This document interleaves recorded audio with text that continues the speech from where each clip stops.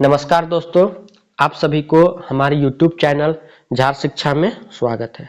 तो चलिए हम लोग साइंस का अगला प्रैक्टिस शीट नंबर 2 करते हैं और देखते हैं 45 इम्पोर्टेंट क्वेश्चन जो आपके एग्जाम के लिए काफ़ी इम्पोर्टेंट हो सकते हैं। इसके साथ ही आपके झारखंड CGL, झारखंड दरोगा और जितने भी एग्जाम होते हैं जिसमें साइंस पूछा जाता है वो सभी एग्जाम के लिए बहुत ही बेनिफिट हो सकता है।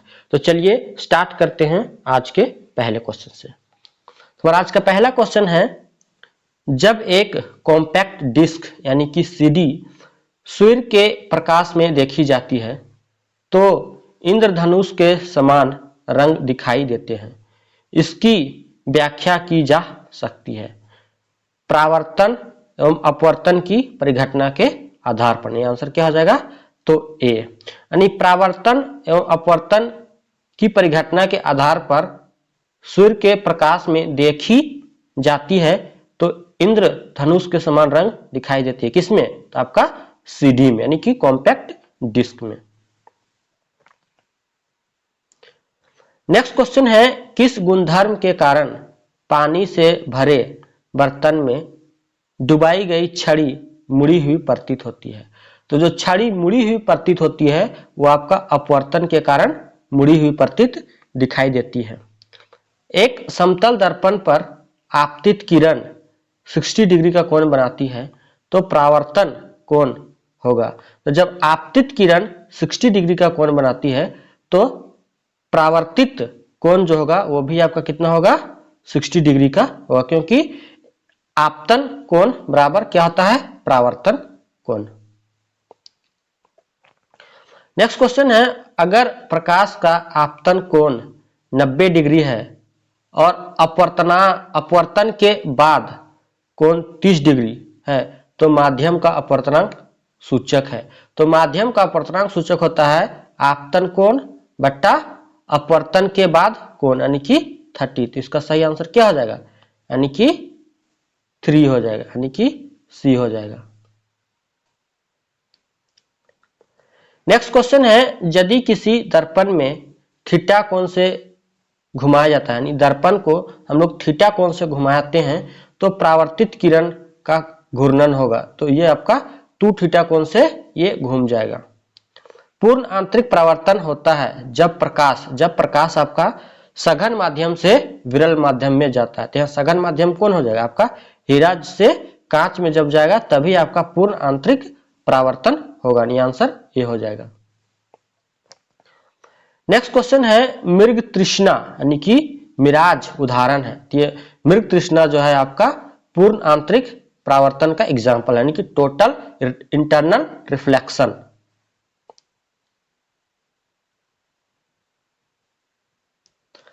नेक्स्ट क्वेश्चन है, पेट अथवा शरीर के अंदर आंतरिक अंगों के निरीक्षण के लिए प्रयुक्त तकनीकी इंडोस्कोपी आधारित है। जो इंडोस्कोपी है आपका TIR पे आधारित है, यानी कि टोटल इंटरनल रिफ्लेक्शन, यानी कि पूर्ण आंतरिक परावर्तन पर। नेक्स्ट क्वेश्चन है, इंद्रधनुष डैश के कारण होता है? तो इंद्रधनुष जो होता है आपका परावर्तन और अपवर्तन के कारण होता है। आकाश का रंग नीला प्रतीत होता है तो किसके कारण? तो यह आपका प्रकीर्णन के कारण जो होता है आकाश का रंग नीला होता है। नेक्स्ट क्वेश्चन है, वायुमंडल में प्रकाश के विसरण यानी डिफ्यूजन का कारण है। तो प्रकाश का जो डिफ्यूजन होता है वो वायुमंडल में उपस्थित धूल कण के कारण होता है। आंसर B हो जाएगा। खतरे के संकेतों के लिए लाल प्रकाश का प्रयोग किया जाता है। तो क्यों? क्योंकि इसका प्रकीर्णन सबसे कम होता है, यानी कि लाल रंग का जो प्रकीर्णन होता है वो सबसे कम होता है और बैंगनी रंग का जो प्रकीर्णन होता है वो सबसे ज्यादा होता है। नेक्स्ट क्वेश्चन है, समुद्र नीला प्रतीत होता है तो किस कारण? तो आकाश के परावर्तन तथा जल के कणों द्वारा प्रकाश के प्रकीर्णन के कारण जो होता है वो समुद्र नीला प्रतीत होता है। अस्त होते समय सूर्य लाल दिखाई देता है तो क्यों? तो यह आपका प्रकीर्णन के कारण जो होता है वो लाल दिखाई देता है। ये आंसर क्या हो जाएगा? B हो जाएगा। नेक्स्ट क्वेश्चन है, साबुन के पतले झाग में चमकदार रंगों का बनना किस परिघटना का परिणाम है? तो ये आपका किस घटना का परिणाम है? ये आपका बहुलित परावर्तन और व्यतिकरण का परिणाम है। मोटर कार में पश्च दृश्य के लिए कौन सा दर्पण प्रयुक्त किया जाता है? तो इसमें हम लोग उत्तल दर्पण का प्रयोग किया जाता है। किसमें? तो मोटर कार में पश्च दृश्य देखने के लिए। नेक्स्ट क्वेश्चन है, दाढ़ी बनाने के लिए काम में लेते हैं। तो दाढ़ी बनाने के लिए अवतल दर्पण का उपयोग किया जाता है। मानव आंख की रेटिना पर कैसा प्रतिबिंब बनता है? तो मानव आंख की रेटिना पर आपका वास्तविक और उल्टा प्रतिबिंब बनता है। नेक्स्ट क्वेश्चन है, 1.5 मीटर लंबे व्यक्ति को अपना संपूर्ण प्रतिबिंब देखने के लिए आवश्यक दर्पण की न्यूनतम लंबाई होती है। तो किसी भी व्यक्ति की संपूर्ण लंबाई देखने के लिए उस व्यक्ति से आधी जो होती है वो लंबाई का दर्पण चाहिए। तो 1.5 का आधा कितना हो जाएगा? तो 0.75 आपका आंसर हो जाएगा। नेक्स्ट क्वेश्चन है, जब कोई वस्तु को दो समांतर समतल दर्पणों के बीच रखी जाती है तो बने हुए प्रतिबिंब की संख्या होगी। जब एक कोई भी वस्तु को दो समांतर दर्पण के बीच रखा जाता है तो उसका जो प्रतिबिंब होगा वो क्या बनेगा? तो अनंत बनेगा। पानी में हवा का बुलबुला वैसा ही काम करेगा जैसे काम करता है। तो किसमें? तो आपका अवतल लेंस में जिस प्रकार का कार्य करता है उसी प्रकार पानी में हवा का बुलबुला कार्य करता है। आंसर क्या हो जाएगा? तो डी हो जाएगा। नेक्स्ट क्वेश्चन है, धूप के चश्मे की क्षमता होती है। तो धूप का जो चश्मा होता है वो आपका 0 डायोप्टर का होता है। आंसर ए हो जाएगा। यदि किसी ऐनक के लेंस का पावर 2 डायोप्टर है तो इसके फोकस की दूरी होगी। तो हम लोग P = 1/f इस्तेमाल करें। f जो कि है आपका 100 लेते हैं, किसमें? सेंटीमीटर में। यानी कि आपका P जो है आपका 2 डायोप्टर दिया हुआ है। तो इसमें हमको क्या निकालना है? फोकस दूरी निकालना है।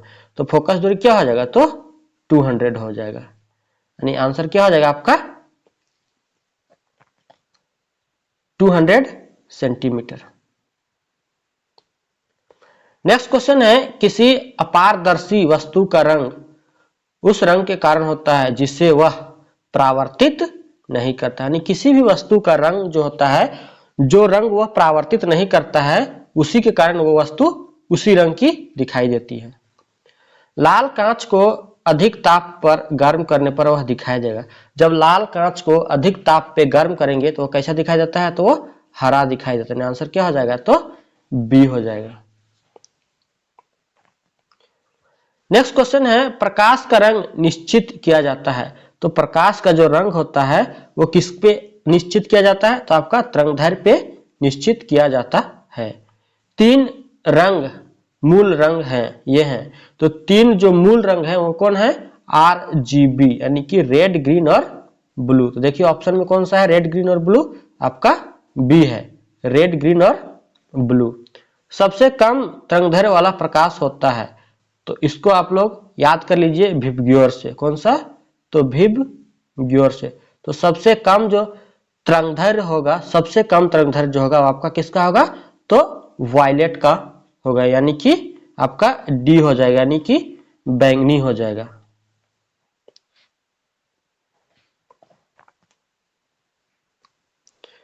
नेक्स्ट क्वेश्चन है, जब प्रकाश के लाल, हरा व नीला रंगों का समान अनुपात में मिलाया जाता है तो परिणामी रंग होता है। यानी कि जब RGB को मिलाएंगे तो क्या मिलेगा? तो आपका व्हाइट कलर मिलेगा। नहीं, आंसर क्या हो जाएगा? तो बी हो जाएगा। नेक्स्ट क्वेश्चन है, कैमरे में किस प्रकार का लेंस उपयोग में लाया जाता है? तो कैमरे में हम लोग कौन सा लेंस का उपयोग करते हैं? तो उत्तल लेंस का उपयोग करते हैं। आइरिस का क्या काम होता है? तो आइरिस का जो काम होता है क्या होता है? वो आपका होता है आंख में जाने वाले प्रकाश की मात्रा को नियंत्रित करना। क्या होता है? आइरिस का काम होता है। नेक्स्ट क्वेश्चन है, निकट दृष्टि दोष से पीड़ित व्यक्ति के चश्मे में प्रयोग किया जाता है।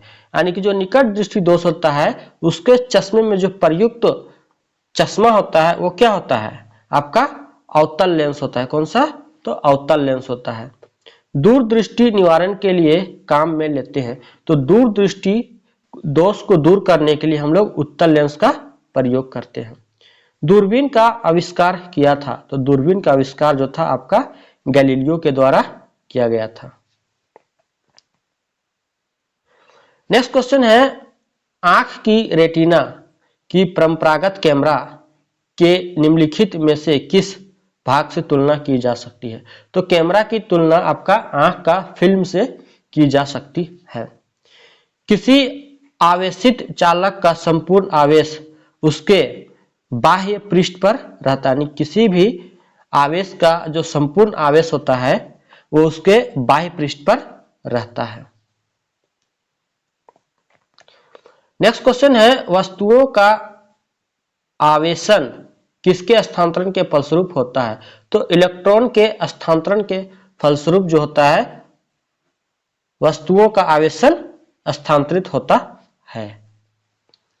आप कार में जा रहे हैं, यदि आसमान से बिजली गिरने वाली हो तो सुरक्षित रहने के लिए आप क्या करेंगे, तो कार की खिड़कियां बंद कर लेंगे। आंसर क्या हो जाएगा, तो ए हो जाएगा। नेक्स्ट क्वेश्चन है, दो स्थिर आवेशों के बीच लगने वाला बल उनकी मात्राओं के गुणनफल के अनुक्रमानुपाती तथा उनके बीच की दूरी के वर्ग के व्युत्क्रमानुपाती होता है। यह नियम है। तो ये जो नियम है इसको कूलॉम्स का नियम कहते हैं। यानी कूलॉम्स का नियम क्या हो जाएगा, आपका Q1 Q2 बटा R स्क्वायर हो जाएगा, यानी कूलॉम्स लॉ। नेक्स्ट क्वेश्चन है, किसी विद्युत परिपथ में इकाई धन आवेश को एक बिंदु से दूसरे बिंदु तक ले जाने में किए गए कार्य द्वारा मापा जाता है।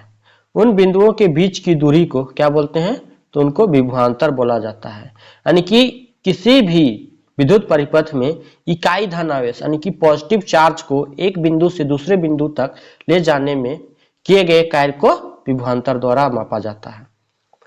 सर्वाधिक विद्युत चालकता वाला तत्व है, तो आपका चांदी जो है यानी कि सिल्वर जो होता है वो सर्वाधिक विद्युत चालकता वाला तत्व है। नेक्स्ट क्वेश्चन है, अति चालकता का लक्षण है। तो अति चालकता का जो लक्षण है वो आपका क्या है, तो उच्च पारगम्यता है। क्या है, उच्च पारगम्यता है। आधात्में विद्युत की कुचालक होती है, क्यों, क्योंकि उनमें मुक्त इलेक्ट्रॉन नहीं होते। यानी आंसर क्या हो जाएगा, तो ए हो जाएगा। नेक्स्ट क्वेश्चन है, तांबा मुख्य रूप से विद्युत चालन के लिए प्रयोग किया जाता है, क्योंकि तांबा का जो होता है वो आपका विद्युत प्रतिरोधकता निम्न होती है। ना आंसर क्या हो जाएगा, तो डी हो जाएगा। आपस में जुड़ी दो आवेशित वस्तुओं के बीच विद्युत धारा नहीं बहती यदि वे क्या होंगे, यदि वे समान विभव के होंगे। यानी कि आंसर क्या हो जाएगा, तो सी हो जाएगा। नेक्स्ट क्वेश्चन है, प्रत्यावर्ती धारा यानी कि एसी को दिष्ट धारा यानी डीसी में परिवर्तित करने वाली युक्ति को क्या कहते हैं। यानी कि एसी करंट को डीसी करंट में परिवर्तित करने के लिए हम लोग रेक्टिफायर का यूज करते हैं। आंसर क्या हो जाएगा, तो सी हो जाएगा। दोस्तों अगर ये वीडियो आपको अच्छी लगी हो तो वीडियो को लाइक, शेयर और चैनल को जरूर से जरूर सब्सक्राइब करें। थैंक यू एंड धन्यवाद।